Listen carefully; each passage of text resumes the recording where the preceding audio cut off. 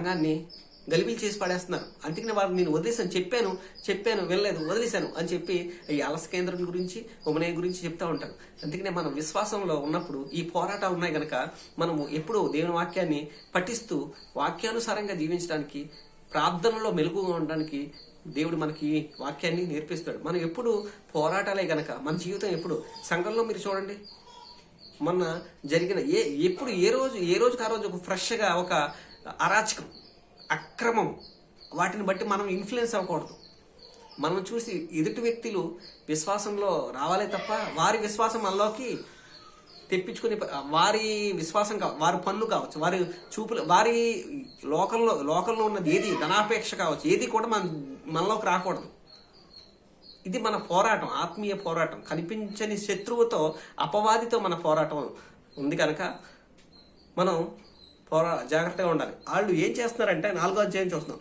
ఈ అలస్కేంద్రను హ్యూమనే ఏం చెప్తున్నారంటే, అయితే కడవరి దినములలో కొందరు అబద్ధికుల వేషధారణ వలన మోసపరుచు ఆత్మల యందును దయ్యముల బోధయందును లక్ష్యం ఉంచి విశ్వాస భ్రష్టులెదురని ఆత్మ తేటగా చెప్పుచున్నాడు. ఆ అబద్ధికులు వాతవేయబడిన మనస్సాక్షి గలవారై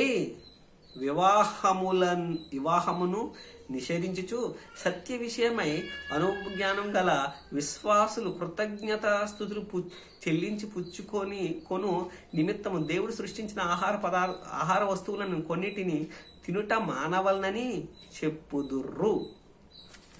ఏం చెప్తున్నారు? వివాహాలు నిషేధించేసేయండి. వివాహాలు నిషేధించండి. ఆది వివాహం ఆదాము హవ్వకు దేవుడే కదా చేసింది. అప్పుడు చూసి అంతా మంచిగా ఉందని కదా సర్టిఫై చేశారు ఆయన. ఆహార వస్తువులను తినొద్దు, ఏదైనా సరే ఆహార వస్తువులను తినొద్దు అని చెప్పి ఇవి తినకూడదు అవి తినకూడదు అని సంఘంలో గలిబిలి బోధ చేసేయడం. వివాహాలు వద్దు, వివాహం మాత్రం వద్దు, మిగతా అన్ని చేసుకోండి, ఇది బోధ. దెయ్యములు బోధ ఏంటి? ఆహార పదార్థాలు అది తినకూడదు, ఇది తినకూడదు, అలా ఉండకూడదు. ఇది ఏంటంటే దేవుని చెప్పిన మాట కాకుండా వీరే సొంత బోధ. వివాహాలను నిషేధించడం ఏంటండి? ఆ రోజు ఎఫ్ఎస్సి సంఘంలో గలిబిలి, ఇవి తినకూడదు, ఆహార వస్తువులు ఆహార పదార్థాలు ఇవి తినకూడదు. వాక్యంలో ఎక్కడుంది? ఇవి తినకూడదు అవి తినకూడదు అని చెప్పి వారు సంఘాన్ని గలిబిలి చేసే క్రమంలో వారిని చెప్పాడు, పౌలు గారు చెప్పారు, వినలేదు, సాతానికి విడిచిపెట్టేశాడు. అంతే, మీ ఇష్టం, మీరు ఎలా చేసుకుంటారో చేసుకోండి అని చెప్పి ఆ హ్యూమనైని ఆస్కేంద్రను విడిచిపెట్టేశాడు. అలాగే చెప్పుకుంటూ వస్తూ 2వ అధ్యాయంలో మనం చూస్తాం. 2వ అధ్యాయానికి వచ్చినప్పుడైతే మనము సంపూర్ణ భక్తియు మాన్యతయు కలిగి నెమ్మదిగాను సుఖంగాను బ్రతుకు నిమిత్తము అన్నిటికంటే ముఖ్యంగా మనుషులందరి కొరకును, రాజుల కొరకును, అధికారులందరి కొరకును విజ్ఞాపనలను, ప్రార్థనలను, యాచనలను, కృతజ్ఞతాస్తుతులను చెల్లింపవాలని హెచ్చరించుతున్నాను. మనుషులందరి కొరకు ప్రార్థించబడ్డారు. ఏంటి? క్రీస్తు నిజంగా బైబిల్ ఎంత మంచి గ్రంథం అండి. నిజంగా మనుషులందరి గురించి ప్రార్థించమంటున్నారు. ముఖ్యంగా అధికారుల వరకు. సర్వే జన సుఖినో భవంతు. లోకంలో ఒక సూక్తి ఉంది కదండి, అందరూ బాగుండాలి, అందరు జనాలు అందరూ బాగుండాలి. మరి బైబిల్ చెప్పేది ఏంటండి? బైబిల్ కూడా అదే కదా చెప్తుంది, మనుషులందరూ బాగుండాలి, మనుషులందరి గురించి ప్రార్థించండి. క్రైస్తత్వం ఒక క్రైస్తవులే బాగుండాలని కాదండి. ఆఖరికి క్రీస్తు బోధ ఏంటంటే నీ శత్రువుల గురించి కూడా నువ్వు ప్రార్థించి వారు మంచిగా ఉండాలి. నీ శత్రువును కూడా నువ్వు ప్రేమించని చెప్పిన గ్రంథం ఈ ప్రపంచంలో ఏదైనా ఉంది అంటే నాకు నిజంగా అద్భుతమైన గ్రంథం అండి. శత్రువును కూడా ప్రేమించి వారి గురించి ప్రార్థించి వారి గురించి వారి ఆకలితో ఉంటే భోజనం పెట్టమని చెప్పిన గ్రంథం ఈ భూమి మీద ఏదైనా ఉందంటే అది ఈ బైబిల్ గ్రంథమేనండి. నిజంగా అద్భుతమైన గ్రంథం. ఏంటి? మనుషులందరి గురించి ప్రార్థించమంటున్నారా? అందరి గురించి ప్రార్థించండి, యాచనలు చేయండి, విజ్ఞాపనలు చేయండి, అధికారుల కోసం చేయండి, రాజుల కోసం చేయండి అని చెప్పిన గ్రంథం భూమి మీద ఏదైనా ఉందంటే ఇదే. సర్వేజన సుఖనో భవంతు, అందరూ బాగుండాలని చెప్పిన గ్రంథం అండి ఇది. మరి దీన్ని ఏమంటారు చెప్పండి? దీన్ని కొంతమంది ఏమంటారంటే బైబిల్ మతం అండి. ఇది మతమా? క్రిస్టియానిటీ అసలు మతమే కాదండి. క్రీస్తుని విశ్వసించిన వాడు, క్రీస్తుని ఫాలో అయ్యేవాడే క్రైస్తవుడు. అది మతం కాదు, అది మతం కానే కాదు. ఇది మార్గం, క్రీస్తు మార్గం. క్రీస్తు చెప్పిన బోధనలో నడిచేవాడే క్రైస్తవుడు. ఈ క్రైస్తవుడికి కులము మతము ఏదీ లేదు. క్రీస్తుని అంగీకరించిన వాడే, క్రీస్తుని విశ్వసించిన వాడే, క్రీస్తు మార్గంలో నడిచిన వాడే క్రైస్తవుడు. ఇది కులము కాదు, ఇది మార్గము. మనసు మార్చుకుంటే నువ్వే దేవుని కుమారుడు, ఆయనే ప్రభు అయిన యేసుక్రీస్తు. అలా చెప్పుకొస్తూ దీంట్లో 2 విషయాలు చెప్పాడు చక్కగా. దేవుడు ఒక్కడే దేవుడు ఒక్కడేనా? 10 మంది లేరా? లేరు. దేవుడు ఒక్కడే. దేవునికిని నరులకును మధ్యవర్తి ఒక్కడే. ఆయనే యేసుక్రీస్తు అను నరుడు. ఈయన అందరి కొరకు విమోచన క్రయధనముగా తను తానే సమర్పించుకొనెను. దేవుడు ఒక్కడే. దేవునికి మనిషికి మధ్యవర్తి ఒక్కడే. ఆయనే ప్రభువుని యేసుక్రీస్తు. ఈయన ఎలాంటి ఒక్కడే. మధ్యవర్తిత్వం ఎందుకండి? ఎందుకు మధ్యవర్తిత్వం అని అడుగుతారు కొంతమంది. ఎందుకు మధ్యవర్తి? నువ్వు దేవుని డైరెక్ట్గా చూడగలవా? దేవుని దగ్గరికి, ఆ వెలుగు దగ్గరికి వెళ్ళగలవా? ఆయన పరిశుద్ధుడు, నువ్వు పాపవి. మనం పాపం చేసాం. ఎప్పుడు కూడా మనిషి దేవుని దగ్గరికి వెళ్ళాడు. వెళ్ళాలి అంటే ఆ మధ్యవర్తి యేసుక్రీస్తుని విశ్వసించి ఆయన రక్తంలో కడగబడితేనే తప్ప. మొదటగా విశ్వాసం, మొదటగా నమ్మకం ఆయన మీద ఉంచిన తరువాత, ఆయన రక్తంతో కడిగబడిన తర్వాత నువ్వు ఈ యేసుక్రీస్తే డైరెక్ట్గా దేవుని దగ్గరికి తీసుకెళ్ళిపోతాడు. ఆయన డైరెక్ట్గా నీ ఆత్మను ఆయన దగ్గరికి తీసుకెళ్ళిపోయే దేవుడే మన యేసుక్రీస్తు. అంతా ఆయన చేసి పెట్టాడు. మనం విశ్వాసం, నమ్మకం ఉంచాలి అంతే. ఈయన కొందరి కొరక, అందరి కొరకండి. అందరి కొరకు విమోచన క్రయధనం. ఏంటి విమోచన? ఏంటి విడుదల? క్రయధనం ఏంటి? ఆయన ప్రాణం, ఆయన రక్తం.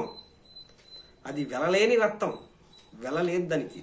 ఎన్ని కోట్లు పెట్టినా, లక్షలు పెట్టినా, డైమండ్స్ పెట్టినా దొరకని విమోచన క్రయధనము తన్ను తానే సమర్పించింది. దీన్ని గురించి సాక్ష్యము యుద్ధకాలమందు ఇవ్వబడెను అని చెప్పుకొస్తూ 8వ అధ్యాయంలో 8వ వచనంలో మనం చూస్తాం. కావున ప్రతి స్థలమందును పురుషులు కోపమును సంశయములను లేనివారే పవిత్రమైన చేతులెత్తి ప్రార్థన చేయవలెను. అలాగే స్త్రీల గురించి కూడా ఈ సంఘంలో చెప్పారు. పురుషులు ఎలా ఉండాలి అని చెప్తున్నాడు అంటే, పవిత్రమైన చేతులు అంటే కడుక్కుంటే పవిత్రం అయిపోదండి. చేసే పనులు బట్టి పవిత్రమైన మనస్సాక్షి. చేతులు కడుక్కుంటే పవిత్రమైన చేతులు ఎత్తమన్నారు కానీ చేతులు కడుక్కుంటే పవిత్రం అయిపోదు. నీ ప్రవర్తన పవిత్రంగా ఉండాలి. నీ మాట తీరు ప్రవర్తనగా, నీ బిహేవియర్. సంఘంలో నువ్వు సంఘానికి వచ్చావంటే, నువ్వు సంఘం బయట ఎంత మాటకారమైనా కావచ్చు, ఎంత ధనవంతుడివైనా కావచ్చు, ఎంత పలుకుబడి ఉన్న వ్యక్తివైనా కావచ్చు, నువ్వు సంఘంలోకి వచ్చాక నువ్వు ఆయన బిడ్డవి. ఆ సంఘంలో ఆయన ఉన్న బిడ్డలందరికీ సహోదరుడివి. నువ్వు ఎలా ఉండాలంటే, యేసుక్రీస్తు పరిశుద్ధుడు, యెహోవా పరిశుద్ధుడు, పరిశుద్ధాత్ముడు పరిశుద్ధుడు గనక ఇది పరిశుద్ధ గ్రంథం. ఆయన పరిశుద్ధుడు కూడా, నువ్వు కూడా పరిశుద్ధంగా ఉండాలి. పరిశుద్ధమైన ప్రవర్తన. ఇతరులను కించపరచాలని కానీ, ఇతరులను మాట్లాడాలని కానీ కాకుండా, నీ పవిత్రమైన హృదయంలో మంచి మనస్సాక్షి కలిగి ప్రార్థించాలి. అందరితో సఖ్యతను, సమాధానాన్ని వెంటాడి ఉండాలి అని చెప్పి అంటున్నాడు. పవిత్రమైన, అందుకనే యెహోవా మాటలన్నీ పవిత్రములు. యెహోవా మాటలు పవిత్రములు అంటే ఆ మాటలు, యెహోవా మాటలు నీ హృదయంలో ఉండాలి. నీ హృదయంలో ఉన్నట్లయితే నీ హృదయం పవిత్రపరచబడుతుంది. ఈ హృదయం నిండిన దాన్ని బట్టే నోరు మాట్లాడితే అప్పుడు నీ మాటలన్నీ పవిత్రములు అవుతాయి కనుక చెప్తున్నాడు. అలాగే మరియు స్త్రీలు అణుకోవియు స్వస్థ బుద్ధియు గలవారై ఉండి తగు మాత్రపు వస్త్రముల చేతనే గాని జడలతోనైనను బంగారముతోనైనను ముత్యములతోనైనను మిగుల విలువగల వస్త్రములతోనైనను అలంకరించుకొనక దైవభక్తి గలవారమని చెప్పుకొని స్త్రీలకు తగినట్టుగా సత్క్రియల చేత తమను తాము అలంకరించుకొనవలెను. స్త్రీలు మౌనంగా ఉండి సంపూర్ణ విధేయతతో నేర్చుకొనవలెను. ఎఫెసు సంఘం బహుశా ధనవంతులుగా ఎక్కువ మంది ఉన్న సంఘంగా మనం చెప్పుకోవచ్చు. కారణం, మనం ఆసియా ఖండంలో ముఖ్యమైన పట్టణంగా ఈ ఎఫెసు పట్టణం మనం చెప్పుకున్నాం కదండి. గతంలో ఎఫెసు సంఘాన్ని గురించి మాట్లాడుకున్నప్పుడు ఈ సంఘంలో బహుగా ధనవంతులు ఎక్కువగా ఉండే సంఘం కావచ్చు. అందుకనే పౌలు గారు దీని గురించి మాట్లాడుతున్నారు. స్త్రీలు ఎలా ఉండాలి, దైవభక్తి కలిగిన వారికి ఉండవలసిన లక్షణాలు ఏంటి. మీరు బంగారం ధరించుకోవద్దని చెప్పట్లేదు, వస్త్రాలు చక్కగా వేసుకుని వద్దని చెప్పట్లేదు, కానీ దానివల్ల ఇతరులను శోధించే విధంగా, ఇతరులకు అభ్యంతరకారకంగా ఉండకూడదు అని చెప్పి పౌలు గారు చెప్తాడు. అభ్యంతరాలు రాక మానవు. అయితే ఎవరి ద్వారా ఈ అభ్యంతరాలు వచ్చినో వారికి శ్రమ. మీరు శ్రమలో పడకుండా మీరు జాగ్రత్తగా చూసుకున్నది. తగు మాత్రపు వస్త్రములను అంటే ఈరోజు యవనస్తులు ఎలా ఉన్నారంటే చాలిన బట్టలు, ఏంటో చింపేసుకోవడం, ఏంటో అన్నీ కనిపించేలాగా ఈ డ్రెస్సులు వేసుకోవడం, అవతల వారిని శోధించే విధంగా చేయటం ఈరోజు యవనస్తులకి సర్వసాధారణం అయిపోయింది. దాన్ని బట్టే చెప్తున్నారు, పౌలు చెప్తున్నాడు, మీరు ఎలా ఉండాలంటే వెలుపటి బాహ్య స్వరూపాన్ని ప్రజెంట్ చేసేదానిగా ఉంటుంది. నీ అంతరంగ స్వభావాన్ని, నీ అంతరంగ అందాన్ని సంఘంలో నువ్వు ప్రదర్శించాలి. నువ్వు ఈ మాట తీరు కావచ్చు, నువ్వు ప్రవర్తించే బిహేవియర్ కావచ్చు, ఆ బిహేవియర్ ఎదుటి వారిని ప్రభావితం చేసే విధంగా ఉండాలి. అందం మోసకరము, సౌందర్యం వ్యర్థము అని చెప్పిన బైబిల్ నీ వెలుపటి అలంకారాన్ని ఆధారం చేసుకోకుండా అంతరంగంలో క్రీస్తు ఉంటే ఆ అందమే వేరు, ఆ ఆశీర్వాదమే వేరు. మీరు అలా ఉండాలి. క్రీస్తుకు దైవభక్తి గల స్త్రీలు ఏ విధంగా ఉంటారో ఆ విధంగా ఉండాలి తప్ప కానీ బంగారాన్ని కానీ ఇవన్నీ వద్దు అని అనట్లేదు, కానీ వీటికంటే ఇది ముఖ్యము అని పౌలు గారు చెప్తున్నారు. అలాగే సంఘంలో పరిచారకులు ఏ విధంగా ఉండాలి, అధ్యక్షులు ఏ విధంగా ఉండాలి అని చెప్తూ మనకి 3వ అధ్యాయంలో మనకి చెప్తున్నట్టుగా ఉన్నారు. సంఘంలో ఒక పరిచారకుడు ఎలా ఉండాలి, ఒక అధ్యక్షుడు ఎలా ఉండాలి. అయితే చూడండి, పరిచారకుడు అలాగనే పరిచారకులు మాన్యులై ఉండి ద్విమనస్కులను, అంటే 2 మనసులు కలవారు కాకుండా. అంటే పరిచారకుడు అంటే ఎవరు? చర్చిలో కనీసం తుడిచేవాడు ఏ విధంగా ఉండాలి, బల్లలు వేసేవాడు ఏ విధంగా ఉండాలి, అంటే దేవుని పరిచర్య చేసేవాడు మొదటగా ఎలా ఉండాలి అంటే అలాగనే పరిచారకుడు మాన్యులై ఉండి మాన్యులు అంటే మంచివారై ఉండి ద్విమనస్కులను మిగుల మద్యపానాసక్తులను దుర్లాభమును అపేక్షించే వారినై ఉండక, అంటే తాగకూడదు. ఇలాగ చాలా చెప్తాను, ఎన్ని క్వాలిటీస్ ఉండాలి. ఏంటి పరిచారకుడు కాదండి, పరిచారకుడు ఏ విధంగా ఉండాలి అంటే సంఘ కాపర దాకా వెళ్ళట్లేదు. పరిచారకుడు ఎలా ఉండాలి, అధ్యక్షుడు ఎలా ఉండాలి అని చెప్తున్నాడు. వారు మొదటగా పరీక్షింపబడలను. ఎలా ఉండాలంటే విశ్వాస మర్మమును పవిత్రమైన మనస్సాక్షితో గైకను వారై ఉండవాలి. విశ్వాస మర్మం ఏంటి అంటే యేసు జననము, మరణము, పునరుద్ధానము అంగీకరించిన ఈ వ్యక్తి ఎలా ఉండాలంటే విశ్వాస మర్మమును తెలుసుకున్న ఈ వ్యక్తి పవిత్రమైన మనస్సాక్షితో గైకొని వాడే ఈ సువార్తను పవిత్రమైన మనస్సాక్షితో గైకొని ఈ పరిచర్యలో పాల్గొనాలి. ఏంటి ఎంతుందా మరి అధ్యక్షులు అయితే ఇంకా అధ్యక్షుల గురించి చెప్పక్కర్లేదు, ఎంత ధనాపేక్ష లేని వారిగా ఉండాలి. అధ్యక్షుల గురించి ఎన్ని చెప్పారండి. ఈ రోజుల్లో నేను అనకూడదు, ఈ రోజుల్లో ఇలాంటి వారు ఉన్నారా లేదా అనేది మనమే ఆలోచిద్దాం. సంఘంలో పరిచారకుడు ఏ విధంగా ఉండాలి. పరిచారకుడు ఒక లైట్ స్విచ్ చేసేవాడే కావచ్చు, ఒక సంఘాన్ని పట్టించుకునే, సంఘాన్ని ఊడ్చే, సంఘంలో లేదా భోజనాలు వడ్డించేవారు కావచ్చు, భోజనాలు వండేవారు కావచ్చు, ఎవరైనా సంఘ పరిచర్యలో ఉన్నవారు ఏ విధంగా ఉండాలంటే వాళ్ళు మాన్యులై ఉండాలి, మంచివారై ఉండాలి, ద్విమనస్సులకు ఉండకూడదు, త్రాగుబోతులుగా ఉండకూడదు. మొదటగా పరీక్షించబడాలి. ఇవన్నీ చెప్పుకోవట్టు. ఇలాగే అధ్యక్షులకి అయితే అసలు అధ్యక్షులు ఎలా ఉండాలి. యేసుక్రీస్తు ఒక మంచి మాట చెప్పాడండి, మీరు ఎవరైనా గొప్పవాడై ఉండాలా, సంఘంలో నాకు పేరు కావాలి, నేను గొప్పవాడిగా ఉండాలని నువ్వు అనుకుంటే ఆ గొప్పవాడు ఎలా ఉండాలి అని యేసుక్రీస్తు ఎంత చక్కగా చెప్పాడంటే నీలో గొప్పవారు పరిచారకుల్లా ఉండాలి. అధ్యక్షుడు ఎలా ఉండాలంటే సేవకుల్లా ఉండాలి. సేవకుడు అంటే యేసుక్రీస్తు పరిచర్య చేయటానికి వచ్చాడు కానీ పరిచర్య చేయించుకోలేదు. అధ్యక్షుడు ఎలా ఉండాలి, పరిచర్య చేసేవాడిగా ఉండాలి. ఒక మాటలో యేసుక్రీస్తు తేల్చిపాడేశాడు అధ్యక్షుడు ఎలా ఉండాలి, సంఘ పెద్దలు ఏ విధంగా ఉండాలి, సంఘ పెద్ద ఎలా ఉండాలి, పరిచారకులు ఎలా ఉండాలి, యేసుక్రీస్తుని పోలి నడుచుకోవాలి. 3వ అధ్యాయం యొక్క సారాంశం. ఇంకా 4వ అధ్యాయం మనం చూసినట్లయితే ఈ 4వ అధ్యాయంలోని చెప్పుకొస్తూ కొన్ని విషయాలు మనం 7వ వచనం చూస్తే అపవిత్రమైన ముసలమ్మ ముచ్చట్లను విసర్జించి మొదటగా ఏంటంటే ఈ సంగతులు 6వ వచనం. ఈ 4వ అధ్యాయం ఏంటి అంటే తిమోతికి పౌలు గారు సలహాలు సూచనలు ఇస్తున్నట్టుగా మనం చూడొచ్చు. అదే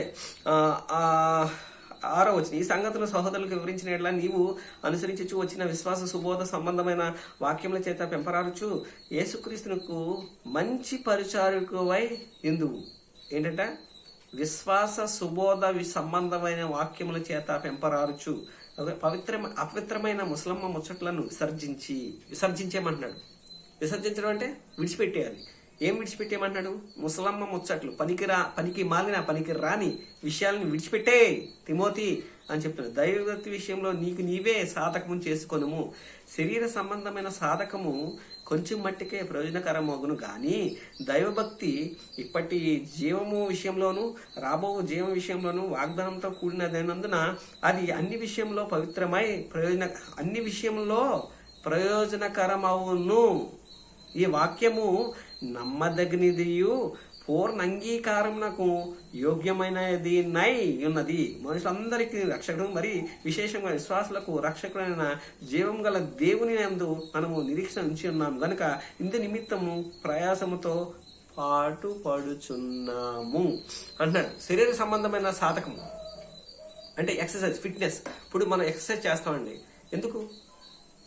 శరీరము దృఢత్వంగా ఉండడానికి. అయితే శరీర సంబంధమైన సాధకము కొంత మట్టికే అది ప్రయోజనకరం, కానీ ఆత్మ సంబంధమైన సాధకము దైవభక్తి ఇవి ఇప్పటి జీవమందును రాబోతున్న కాలమందును అంటే చనిపోయిన తర్వాత కూడా నీకు ఆశీర్వాదకరంగా మారిపోతుంది. అదే అంటాడు ఏంటంట, నువ్వు ఫిట్నెస్, శారీరక ఫిట్నెస్ ఉండాలి కాదంటలేదు, కానీ దీనికంటే కూడా ఆత్మీయ ఫిట్నెస్ అంటే క్రీస్తుని కలిగి ఉండటం బహు గొప్పది. ఇది పూర్ణ అంగీకారంకు యోగ్యమై ఉన్నది. మనుషులందరికీ రక్షకుడును. అదే దైవభక్తి ఇప్పటి జీవమందను. దైవభక్తి ఎలాంటిదంట, ఇప్పటి జీవము విషయంలోను నువ్వు బ్రతుకుతున్న బతుకులో దైవభక్తి నీకుంటే నువ్వేం చేయాలో తెలుసా? మన కలకత్తా ఘటన చూసాం కదండి, అరాచకం, డాక్టర్ని చంపేశారు, అరాచకం చేశారు కదా. పౌలు అంటాడు దైవభక్తి నీకుంటే నువ్వు పాపం చేయు, నువ్వేదైతే చూస్తావో అదే చేస్తావు, నువ్వు ఏదైతే చేస్తావో దానికి నువ్వు బానిస అవుతావు. ఏదైతే దేనికైతే నువ్వు బానిస అయిపోయావో అది నిన్ను నరకానికి తీసుకెళ్లిపోతుంది. ఎక్కడి నుంచి స్టార్ట్ అయింది అంటే చూడడం. సంసోను పడిపోయాడు ఎప్పుడు? చూడడం వల్లే. ఫిలిస్తీన్ల పట్టణంలోకి వెళ్ళి వాళ్ళని చూడడం వల్ల, అమ్మాయిలను చూడడం వల్ల పడిపోయాడు అండి సంసోను. వాడు ఆ కలకత్తా కేసులో ప్రధాన నిందితుడైన సంజయ్ రాయ్ ఉన్నాడు కదండి, వాడు ఆ పనికి మాలిన అసభ్యకరమైన నీలి చిత్రాలను చూసి వాడు నేర్చుకున్న అరాచకం అండి అది. ఆ అరాచకం ద్వారానే వాడు ఏదైతే చేశాడో, ఏదైతే చూశాడో అదే చేశాడు. దాని ద్వారానే ఇప్పుడు శిక్ష అనుభవిస్తున్నాడు. కారణం అదే అంటాడు. ఏంటంటే ఏ సాధకం చేసుకోవాలంటే దైవభక్తి నీకు ఉండడం వల్ల పాపం చెయ్యు. నీ కన్ను తేటగా ఉంటే నీ దేహమంతయు వెలుగుమయమై ఉంటుంది. ఇప్పటి జీవ విషయంలోను రాబో జీవం విషయంలోను వాగ్దానంతో కూడిందే అది అన్ని విషయంలోనూ ప్రయోజనకరమగును. ఇప్పుడు ఫిట్నెస్ అంటే నువ్వు జీవించినట్టు మాత్రమే, నీలో ఓపిక ఉన్నంత మాత్రమే, నీకు ఆరోగ్యం ఉన్నంత మాత్రమే నువ్వు ఫిట్నెస్గా ఉంటావు, ఆ తర్వాత చనిపోతావు. కానీ దైవభక్తి ఇప్పుడు జీవ విషయంలోను అలాగే చనిపోయిన తర్వాత, చచ్చిన తర్వాత నువ్వు నేను ఏదో ఒక చస్తాం. చచ్చిన తర్వాత క్రీస్తులో బతుకుతాం. యుగ యుగాలు క్రీస్తుని విశ్వసించిన పుణ్యానికి యుగ యుగములు మనం ఆయనతో ఉంటాం. ఇదే పౌలు గారు చెప్తున్నాడు. ఇప్పటి జీవ విషయంలో, రాబోతున్న జీవితం విషయంలో మరణం తర్వాతే అసలైన నీకైనా నాకైనా అసలైన జీవితం అనేది ఉంది. ఇదేదో ఏమంటే మీరు మరణించిన తర్వాత మీరు చూసి వచ్చారా అని అంటే అది కాదు. అంతేనా అంటే లోకాసు వార్తలో యేసుక్రీస్తు చెప్పాడు కదా, లాజరు ధనవంతుడు. ప్రవక్తలు ఉన్నారు, అక్కడ ప్రవక్తలు ఉన్నారు, వారి మాట నమ్మితే సరిపోతుంది. ఇక్కడి నుంచి మృతుల్లోంచి ఒకళ్ళు వెళ్ళి వాళ్ళకి చెప్పినా కూడా వారు నమ్మరు. నువ్వు నేను రక్షించబడాలంటే ఇక్కడ వాక్యాన్ని ప్రకటిస్తున్న వారు చెప్తున్న మాటలు వినాలి. అది దేవుని కండిషన్. నువ్వు వాక్యాన్ని అంగీకరించకుండా చచ్చిపోయిన తర్వాత నరకాన్ని ఎవరు చూశారు, చచ్చిపోయిన తర్వాత నరకానికి వెళ్తామేంటి, నరకం ఉందేంటి అని చెప్పే వాళ్ళకి మనం ఏమీ చెప్పలేం. కానీ ఎవరైతే కనీసం ఈ వాక్యాన్ని వినైనా సరే నరకం ఉంది, మనం జాగ్రత్త పడాలి.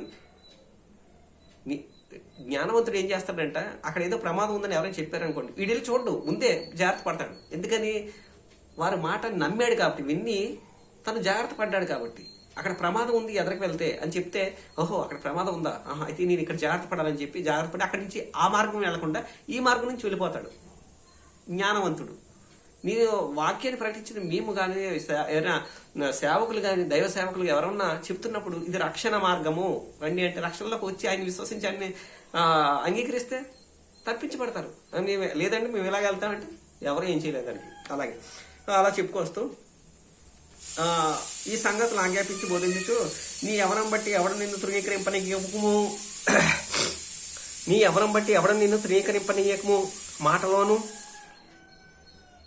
నీ యవ్వనము తిమోతి, నీ యవ్వనం బట్టి ఎవడు నిన్ను తృణీకరించకుండా చూసుకో అంటూ మాటల్లోనూ ప్రవక్తల్లోనూ ప్రేమలోను విశ్వాసంలోను పవిత్రతలోను విశ్వాసులకు మాదిరిగా ఉండు. తిమోతి, నువ్వు ఉండాలి. ఎలా ఉండాలి? మాదిరిగా ఉండాలి. అంటే సంఘంలో ఉన్న ప్రతి విశ్వాసి ఎలా ఉండాలి అని చెప్తున్నాడు అంటే, మాదిరిగా ఉండాలి. నువ్వు సంఘంలో ఉన్న ప్రతి విశ్వాసికి మాదిరిగా తిమోతిలాగే ఉండాలి. ఎందుకనంటే మాటలోని నువ్వు మాట్లాడే మాట అవతలోనికి ఆదరణ కలిగించే విధంగా ఉండాలి, ధైర్యాన్ని ఇచ్చే విధంగా ఉండాలి, ఆదరణ కలిగించే విధంగా ఉండాలి, ధైర్యాన్ని కలిగించే విధంగా ఉండాలి, దేవుణ్ణి మహిమపరిచే విధంగా ఉండాలి. నీ మాటను చూస్తే అవతల అబ్బా ఎంత చక్కగా దేవుని మాటలు వివరిస్తున్నాడు, దేవుని పలుకుతున్నాడు అని చెప్పి వాళ్ళని మెచ్చుకోవాలి. ప్రవక్తన దేవుని ప్రవక్తనలా ఉండాలి నీ ప్రవక్తన. ఆయన కాపీ జిరాక్స్ కాపీలా ఉండాలి నువ్వు. నీ ప్రవక్తన దేవుని ప్రవర్తనకి జిరాక్స్ కాపీలా ఉండాలి. నువ్వు మాటలోను ప్రవక్తల్లోనూ ప్రేమలోను అబ్బా విశ్వాసంలోనూ పవిత్రతలోనూ విశ్వాసులకు మాదిరిగా ఉండము. నేను వచ్చే వరకు చదువుట యందును హెచ్చరించుట యందును బోధించుట యందును జాగ్రత్తగా ఉండు తిమోతి సలహాలు చూసాను. మనం 4వ అధ్యాయం చూస్తాం. 5వ అధ్యాయంలో మనం చూసినట్లయితే తిమోతికి ఏం చెప్తున్నాడు పౌలు అంటే, మనం ఒకసారి అది గ్రహిస్తే, సంఘంలో ఉన్న పెద్దలు ఉన్నారు, సంఘంలో ఉన్న వారితో ఏ విధంగా నువ్వు నడుచుకోవాలి. వృద్ధులు ఉన్నారు, తండ్రిగా భావించు. వృద్ధ స్త్రీలు ఉన్నారు, వారిని తల్లిగా భావించు. యవనస్తులు ఆండ్రులు ఉన్నారు, వారిని అన్నదమ్ములుగా అక్క చెల్లెలుగా భావించు అని చెప్తూ జాగ్రత్తగా ఉండు తిమోతి. ఎఫెస్లో 3 సంవత్సరాలు కష్టపడ్డాను. నీకు తెలుసు కదా, అత్తమీదేవి విషయంలో ఎంత గలిబిలి. నన్ను పట్టుకొని చంపేద్దాం అనుకున్న, సువార్తను ప్రకటిస్తున్న పుణ్యానికి నన్ను చంపేద్దాము అని అనుకున్న సమయంలో తప్పింపబడి 3 సంవత్సరాలు రేయింబగళ్ళు కన్నీళ్లు కారుస్తూ ఎఫెసు పట్టణంలో సేవ చేశానని నాతో నువ్వు ఉన్నావు, ప్రత్యక్షంగా చూసావు కదా. జాగ్రత్తగా ఉంటుంది. ఎలా ఉండాలి, నువ్వు ఎలా నడుచుకోవాలి ఆ స్త్రీలతో, యవ్వన స్త్రీలతో ఏ విధంగా నడుచుకోవాలి. సేవా పరిచర్య చేస్తున్నప్పుడు యవ్వన స్త్రీలు వస్తారండి, యవ్వనస్తులు వస్తారు, వృద్ధ స్త్రీలు వస్తారు. వారితో నువ్వు ఏ విధంగా బిహేవ్ చేయాలి. కొంతమంది యవ్వనస్తులు ఉంటారు, ఆదివారం అయితే గుడికి వస్తే ఎలా అంటే అమ్మాయిని చూడడానికి, ఆ అమ్మాయిని చూడడానికి ఈ భ్రష్టుడు వస్తాడు. ఈ యవ్వనస్తుడు ఏం చేస్తాడంటే అమ్మాయిని చూడడానికి, లేదా ఈ అమ్మాయి ఆ అబ్బాయిని చూడడానికి వస్తారు. ఇది దేవుని ఇల్లా పార్కా? మందిరము దేవుని ఇల్లా పార్కా?